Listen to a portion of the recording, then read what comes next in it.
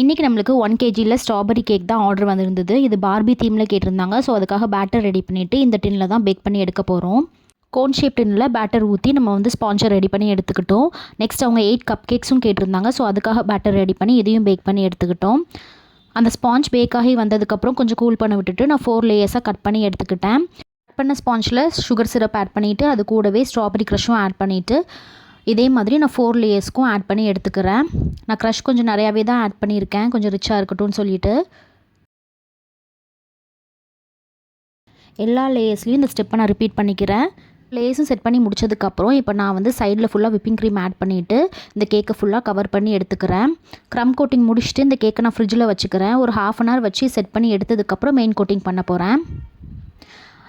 இதில் ஃப்ரிட்ஜில் செட் ஆகிட்டு இருக்கிற டைமில் நான் கப் கேக்குக்கு வந்து ஃபுல்லாகவே கோட் பண்ணி எடுத்துக்கிறேன் விப்பிங் க்ரீம் வச்சு. இந்த கலரில் தான் கஸ்டமர் இன்றைக்கி கேட்டிருந்தாங்க. ஸோ அந்த கலரில் நம்ம பண்ணியாச்சு.